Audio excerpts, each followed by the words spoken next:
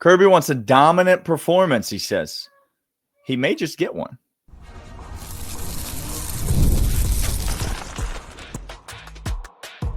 You are Locked On Bulldogs, your daily podcast on the Georgia Bulldogs. Part of the Locked On Podcast Network, your team every day.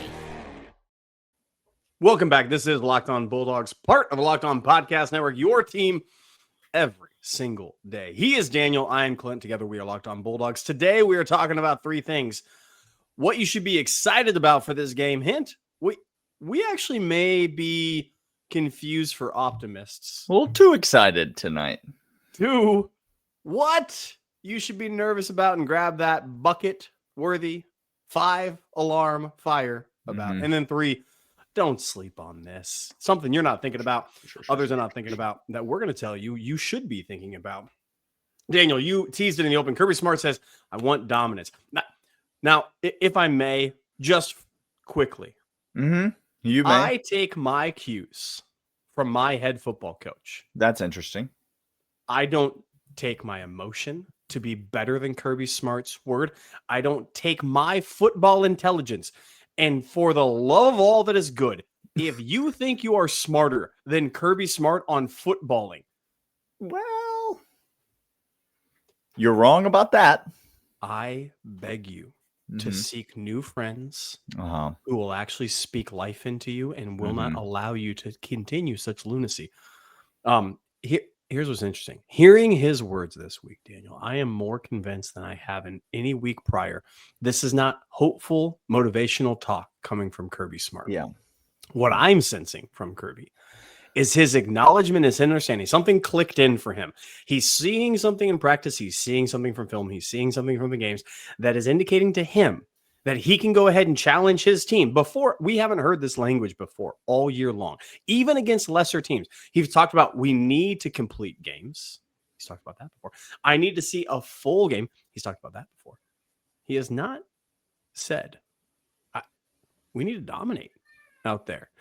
That's not wishful thinking. That's not, hey, let me throw the ball out there and then go swim to it. No. That's him saying, I need us to do this because I anticipate it. I think it's going to happen. I believe it's going to happen. Daniel, he's got me believing it as well. You should be excited about, we talked about it yesterday, so this shouldn't come as a surprise to you what I think you should be excited about. You should be excited about what Georgia's going to do on the ground against Mississippi State.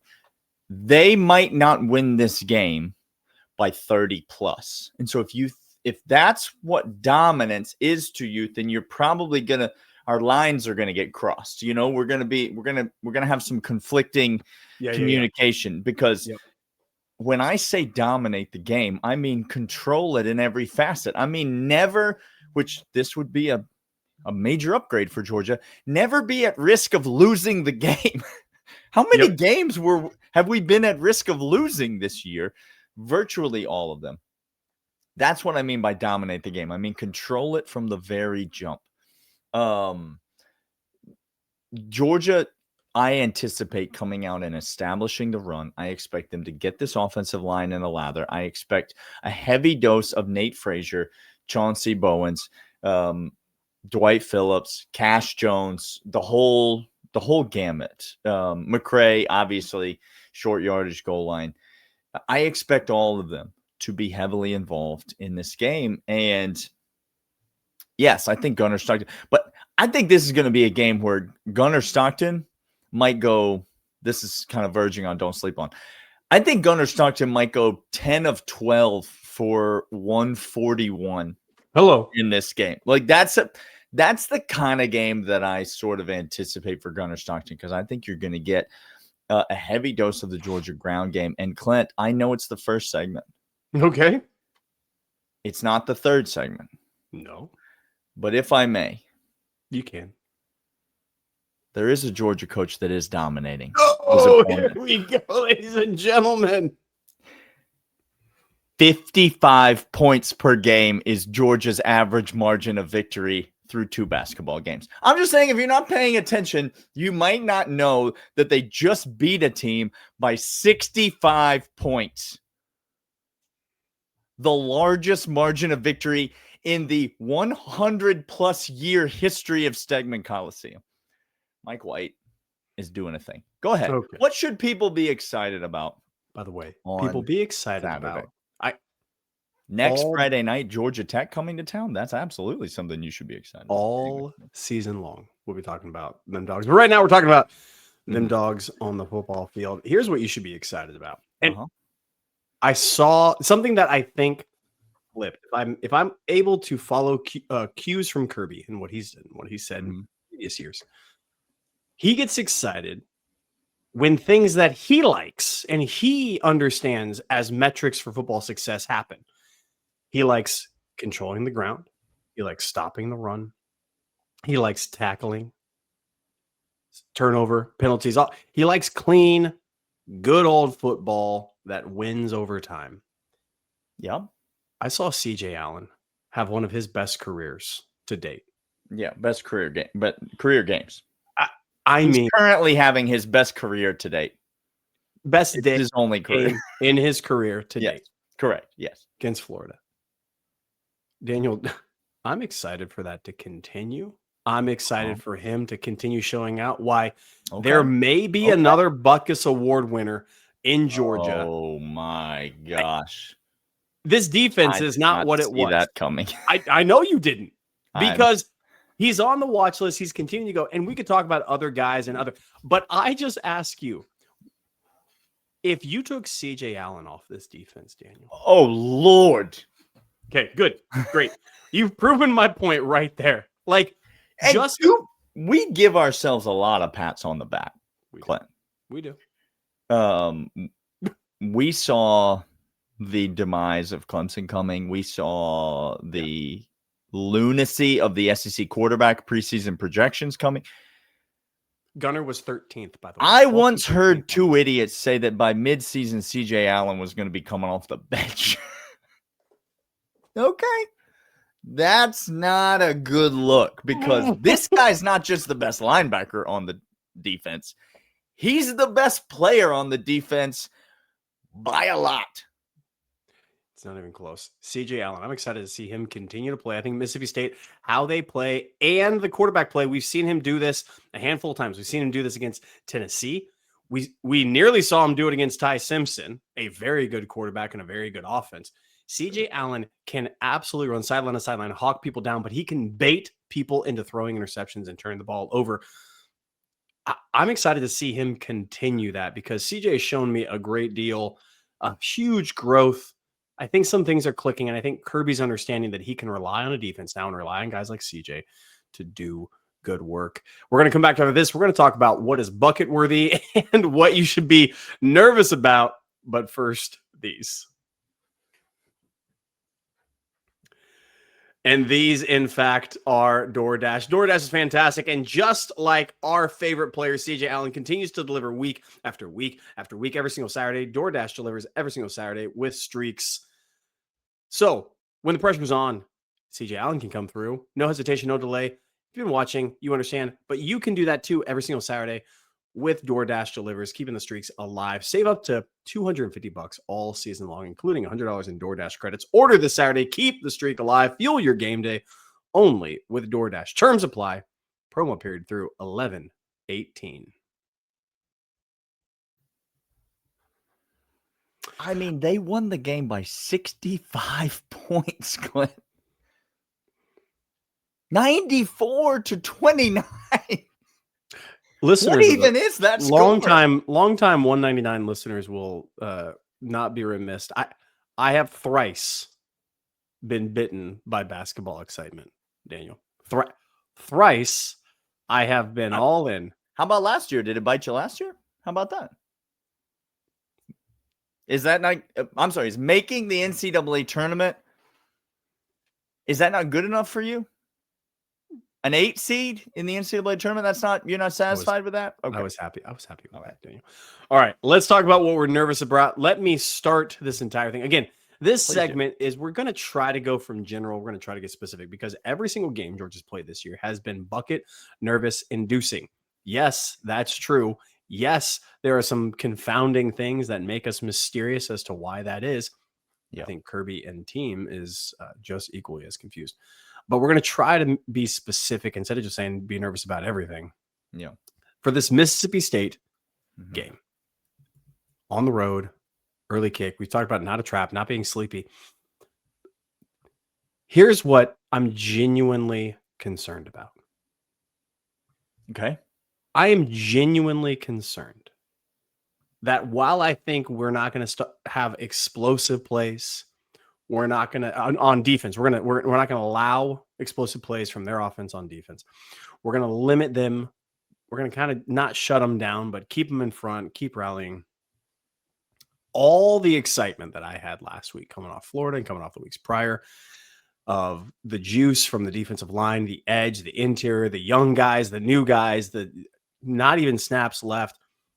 I'm concerned that the injury to one Mr. Hall is going to not be felt until a game like this. And my nervous factor is that we won't even sniff the amount of pressures we did against Florida, not the TFLs, not the sacks, not the numbers, not the press, not the pocket collapsing, not the disruption. And we're going to have to keep everybody in front of us and keep rallying and keep relying on guys like CJ Allen to go ahead and fly over the field and make tackles when they shouldn't. But I'm really nervous that the residual bruising effect of one Hall being out comes back to bite us, and it starts this game. We're going to see it quick. I hope. I have a lot of enthusiasm for the younger guys, a lot of hope for the younger guys, but man, Daniel, I'm nervous this defensive line has totally changed the makeup of itself in 1 week's time with the injury. Yeah. I do think there's going to be opportunities like Ogboko. There's going to be opportunities for these guys to emerge. But, Jordan Hall was where he was. He was among the entrenched starters, pun intended, on the defensive front for a reason.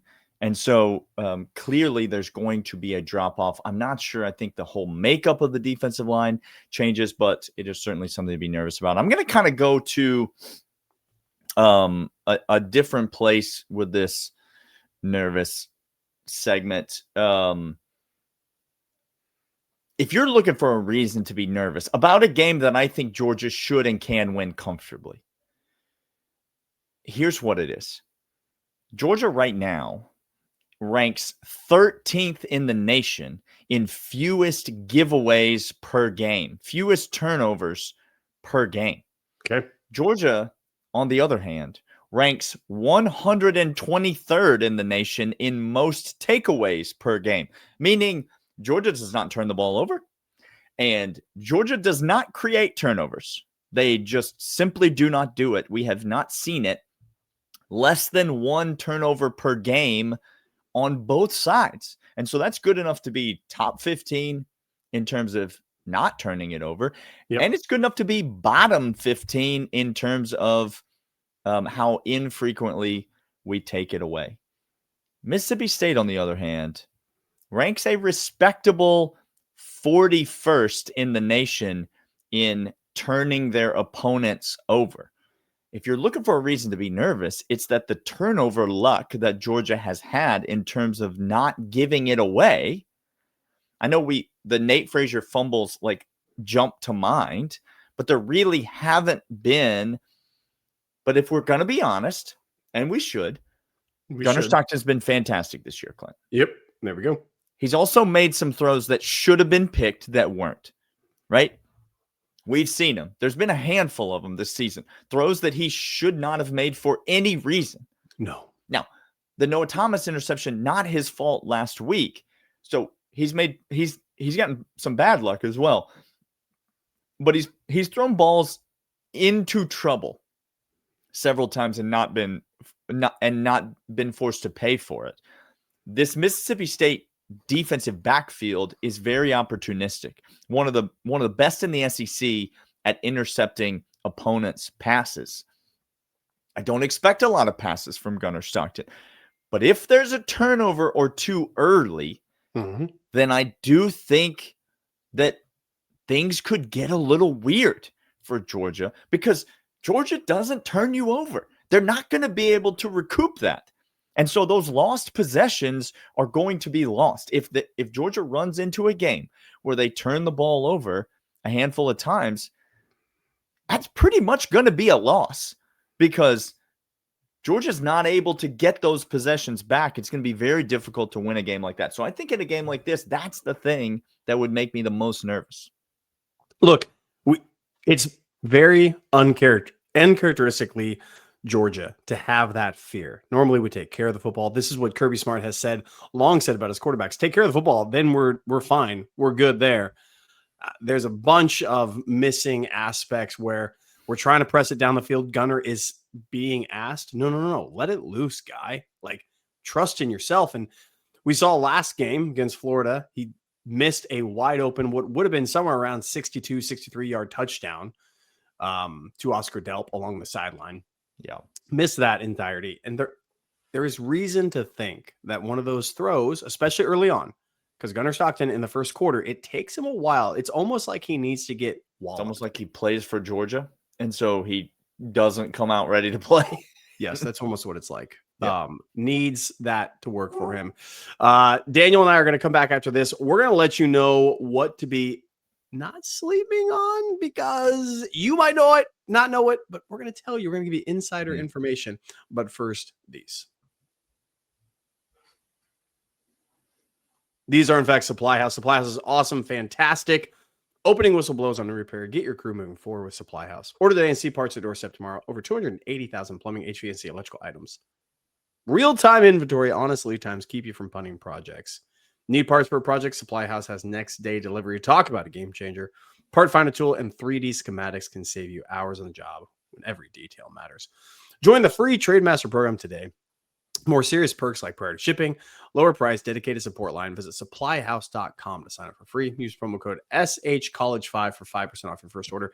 That's supplyhouse.com. Real people, real service. All right, Clint, don't sleep on one last trigger warning, Gurf. Sorry. Gurf, get on down to Athens this year. Watch a Georgia basketball game. That's my challenge to you. Go down, go to a game with your daughter, have a great time in Athens, go to a Georgia basketball game this year. That's all he asks. Just why wouldn't you? Take it in. All right, here's what not to sleep on. Mm-hmm. Don't sleep on. Stop me if you've heard this before. Okay. Anthony Evans returning a punt back for a touchdown in this game. Daniel, it was the last 2 years you used that. I don't think you can use that anymore now. But he might do it in this game, Clint. What an irony it would be. What an irony. Anthony Evans last 2 years. If he returns a punt for a touchdown in this game, and he might, it would be very unfortunate for the University of Georgia. We cannot get, this is side conversation. Okay. But you're making it. We cannot get Zachariah Branch free loose and clean in the return game, Clint. I know. This is one of the best returners in college football. I understand that, and the other team knows that. Kirby coaches special teams as well as anything else in the whole sport. He does. How have we not been able to block and scheme up in such a way? I mean, I get it. Sometimes you run up against a great punter and he's going to sky them and whatever. Okay. I'd like to see Zachariah Branch get some more opportunities. It just doesn't feel like kickers are really good. Yeah. These days. Field really goal good. kickers, really good. Punters, really good. It's the college game has changed significantly. All right. Other than don't sleep on Anthony Evans returning a punt for a touchdown, I'm going to go here. Don't sleep on a freshman wide receiver having multiple catches in this game. Kirby alluded to this in his midweek, and we saw some freshmen get some run. By the way, Talon Taylor coming back from injury, kind of, getting back to health. Not sure exactly how available he will be in this game, but we saw some freshmen against Florida coming out of the bye week get a little bit more active. We've seen CJ Wiley. I think it's not just going to be Noah Thomas that's trying to fill that void of Colby Young, is what I'm saying. And so I do think that there are a couple of these freshman wide receivers that Georgia fans might want to be looking out for. The wide receiver rotation. Look, we like what we got, right? Like London Humphreys, Dylan Bell, Zachariah Branch, Noah Thomas, these tight ends. Like, yeah, certainly we've got some great pieces. Yeah. But there's going to be another name or two that find their way into that rotation. Maybe not heavily used, maybe not heavily targeted, but you're going to see them in big spots, right? You saw a deep shot to Talon Taylor in the Alabama game. You saw a deep shot in this game or in the Florida game to another freshman wide receiver. I just think you're going to see some of these freshmen continue to emerge, continue to develop, and continue to be utilized as we get later and later in the season. They're not really freshmen anymore, Clint. And so don't sleep on one of them, and I have no idea which one, but one of them having multiple catches against Mississippi State and being heavily involved in the passing game. I'm going to stick on the offensive side as well. Don't sleep on this running game averaging over 6.5 yards per carry. That's a lofty goal. 6.5 yards per carry is a heck of a lot of carries. It's too much to really actually think is going to happen. And yet here you are. Don't sleep. Here's why. This, again, I've said this offensive line is pressing on people. Gone against better competition, better defense, bigger, faster, stronger defensive lines and linebackers, and manhandled them up and down. Yeah. I think the emphasis on this game is going to be running. It's not going to be in spots here or there. I think we're going to get a couple of Taco Bell runs. Dwight Phillips, by the way, come on down, young man. Listen, this coaching staff sees some things. Just because we haven't seen it yet, they see it. And that's all I need to know. That's all I need to know. They're trusting in him. They are encouraging him by the play call. And it's no longer gimmicky. It's no longer gadget stuff. It is line up in the backfield. Just one of the backs. Go get it. Yeah. So I think we're going to see a bunch of those. I think Nate Frazier continues his acceleration all the way through. This is 6.5 yards per carry written all over it. Now, for the game, it might not get there. Maybe by the fourth quarter, we're going to see a drop in that because we're milking the clock. We're getting a little vanilla. That might be the case because I think it's going to be a comfortable game. But certainly in the first half of the third quarter, I think we're going to see that explosion. Kirby talked about dominance. He talked about last week, Florida, the third quarter being a horrible showing in that third quarter. Hated every single moment of that freaking fourth quarter. Third quarter. He's going to want to establish that. He's going to want to dominate on the ground, dominate against the running attack. Yeah. I know it's lofty. I know it's big, but I think this is the week that we have the best running attack possible. And then I'll say this. We haven't seen an interception in a while, Daniel. I just mentioned it last segment. We've barely seen any all year. I know. Don't sleep on. Once it's a layering, it's a domino effect. Okay. I think CJ Allen had his best game last week because the defensive line played really well. Ogboku was out there dominating the trenches. That has a ripple effect all the way through. It lets guys see the field in front of them. I think we have a KJ Bolden. We haven't talked about him that much. We haven't used his name either in praise or in negativity. It's been hit and miss on that. He's just kind of been vanilla. He's been fine, which is odd. It's just, to be fair, fine makes you top 3 player on this defense this year because most players on this defense have had moments where they've looked awful. I'm really curious. By the way, I think he's going to play a great game. I think he's going to have an interception. I think he's going to ball hawk. I think they're going to be pressing the field because they're going to sense the clock ticking away. I think it's going to press Lebby and offense into doing something, and they're going to make a mistake. By the way, DeMello injury. I have no clue what to make of this right now. I don't know who else we're going to have running out there, Daniel. I don't expect you're going to. this is going to be a 2-horse race. And if one of those guys gets nicked, like in terms of corners, like, oh boy, they ain't anybody left. No, like, no one left. Yeah. So we're going to be playing a lot of zone, or like we are playing 3 over the top, making a lot of cushion. Yeah. My last one is it's not necessarily Georgia related. Well, I mean it's because it's about this game, but don't sleep on Blake Shapen not being the best Mississippi State quarterback in this game. This is what I'm saying, y'all. This guy, the backup, Camario Taylor or whatever his name is, he's good, and he's going to be a problem for Georgia. Full stop. He's going to be a problem for this Georgia offense. We didn't talk about this. Last week we had Davin Bellamy on, and he said Georgia's struggled against mobile quarterbacks. Yeah, that's kind of the historical narrative.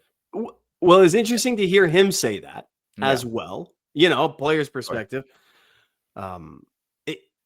Mississippi State's Levy's got some dudes in his pocket. Yeah, and he's going to throw it against Georgia because again, he ran it for 9.5 yards a carry against Arkansas.